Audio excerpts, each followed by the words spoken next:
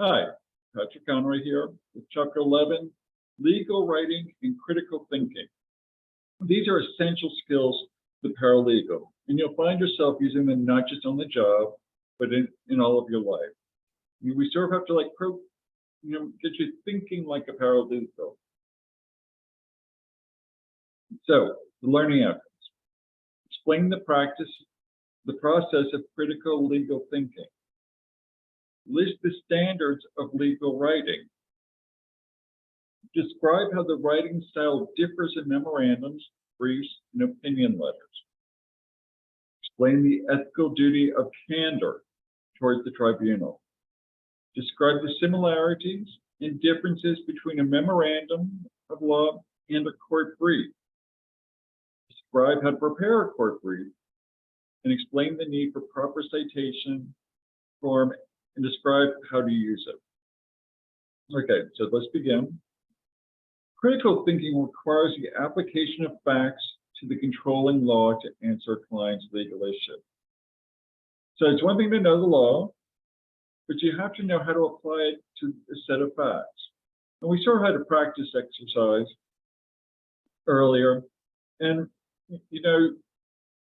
everything, you don't want to just jump to the law. You really want to break down those facts and identify the critical facts of litigation issue. For instance, in that case, is the person, A made a threat to B? Did A have any anything in their past that would make B think the threat was real, like arrest records, past acts of violence? And so you break all the facts down, the critical facts. Some facts might seem important to the person explaining to you, but they have no legal relevancy. So you have to determine what are material facts and separate out immaterial facts.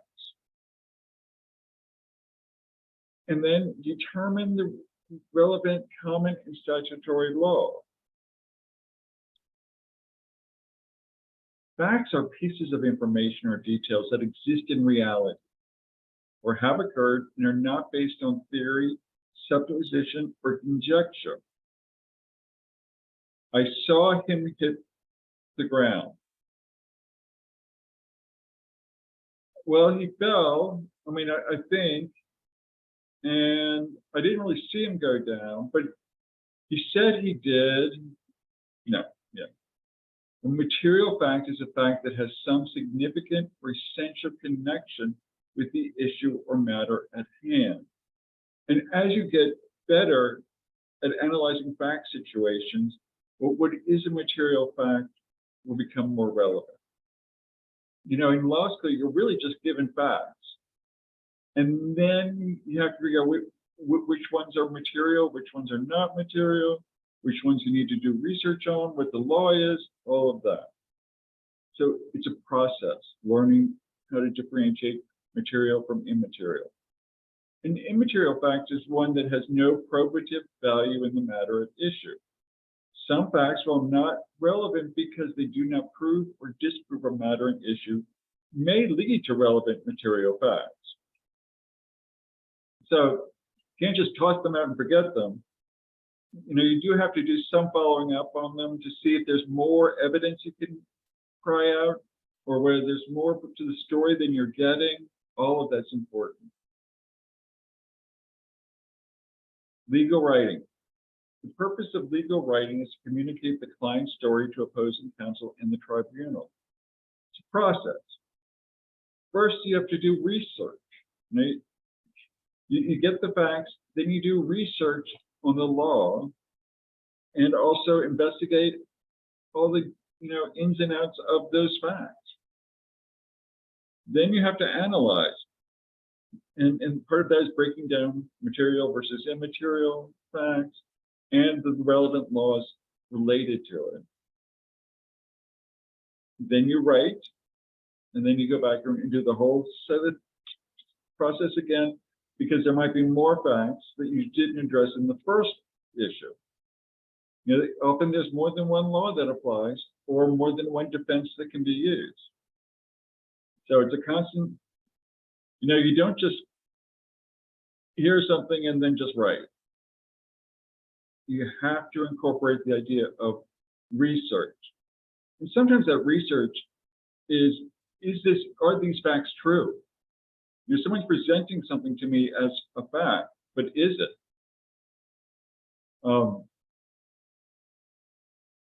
You know, and I'm sure some of you have been, we all have been, gotten information off the internet that we thought was a fact, but it turns out it was just, you know, there was no, when you deep down and do the research behind that fact, you'll find out that it's not. They just made it up and presented it to you as a fact. Writing styles. Okay, the memorandum, you know, that's a working document that is used by the legal team in the preparation of a case. Should be objective.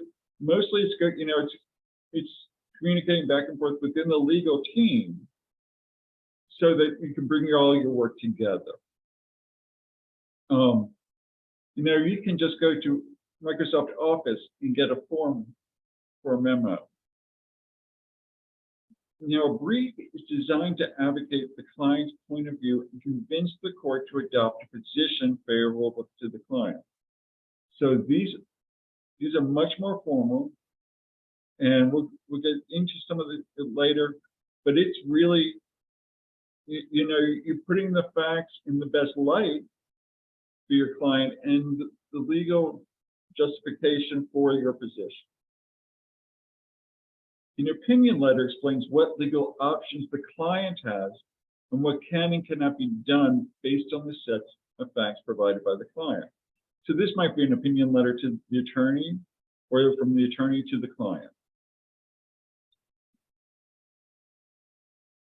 The duty of candor. Okay, candor is being open and honest. And the duty of candor is the obligation to be honest with the court. Lawyers cannot mislead the court. This includes misleading, hiding, or distorting the court, the facts, you know, when you're presenting them to the court.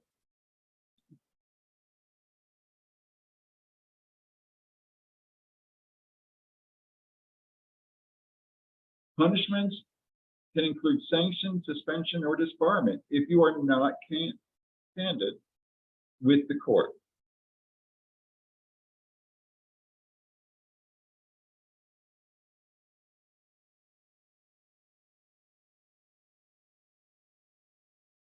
Preparing an office memo.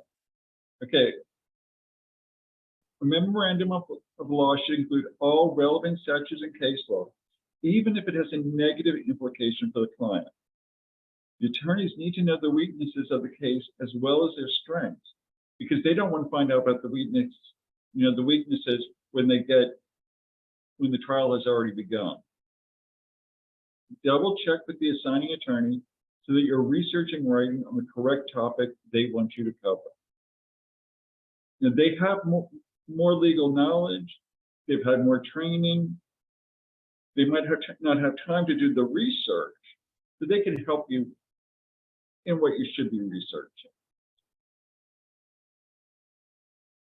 Well, the format of a memorandum is pretty standard. As I said, you can find it in Microsoft Word.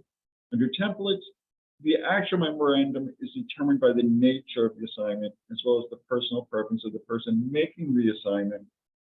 You know, you will learn how your attorney prefers things, you know, like in bullets or not bullets. Critical legal thinking is essential because you need to analyze the law to find similarities and differences between the case and the client's facts. You know, you'll have the law, and you can be reading a court decision that seems to be negative to your client. So in that case, you want to show how the facts in that case were very different than the facts in your case. Or vice versa, if you are using this past case law to support your argument, you want to show how similar the facts are. You can't change the facts. Facts are facts. When reviewing drafts, ensure that the writing is clear, concise, and there are no grammar or spelling issues. Let me repeat. When reviewing drafts, ensure that the writing is clear. Focus more on short sentences rather than long sentences. Concise. You have not muddied the waters and put in a whole lot of stuff that's extraneous. And there are no grammar or spelling issues. The thing is, if you have a grammar error or spelling issue, it makes people lose belief that you know what you're talking about. So you really need to be careful, because these things can really discredit, you can discredit your own self by putting in a whole bunch of grammar errors.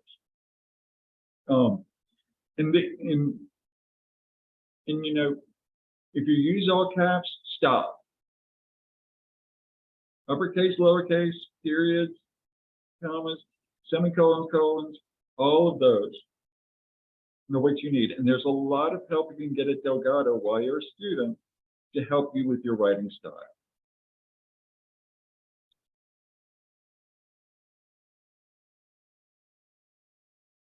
Okay. This is in the book. These are some things, that would be in opinions and memorandums of law. It's the heading, the assigning party, the client file number. This is hard to read here. Just go read it in the book. So a court brief is a persuasive writing directed at the court to persuade the judge to accept your client's position. Most courts, all courts actually, have specific rules specifying the format and the sections that need to be included. And we will cover that more in legal writing and in litigation, because it depends really on which court you're going to. But a brief should always contain a clear and concise preliminary statement of the client's position. The judge is not going to wait. You don't want to waste the judge's time for them trying to figure out what is your client's actual position.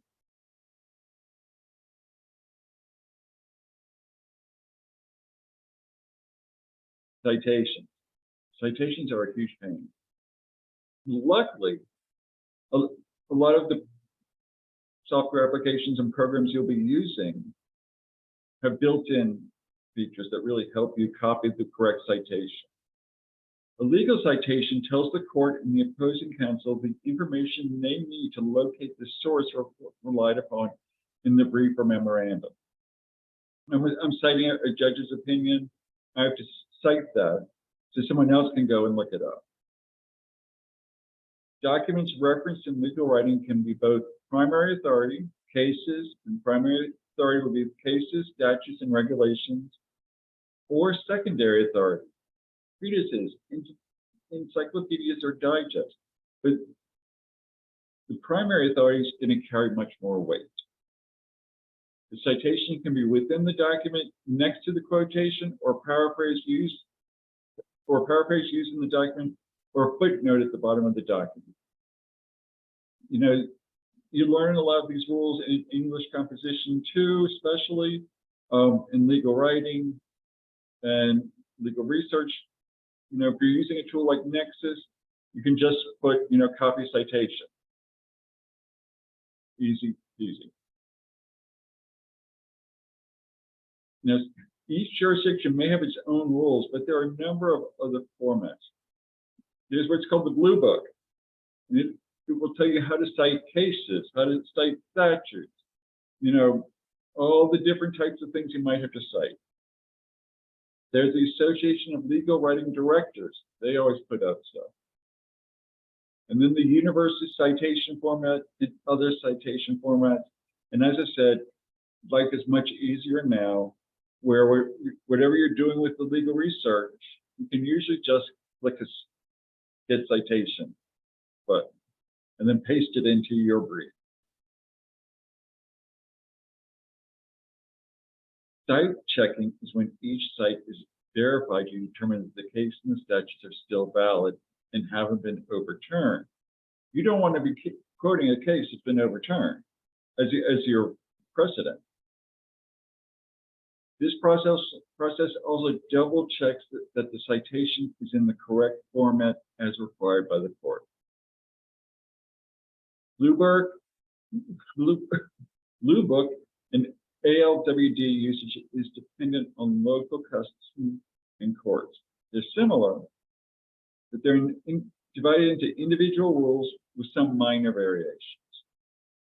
Okay, that wraps up this lecture. Good luck and have a great day.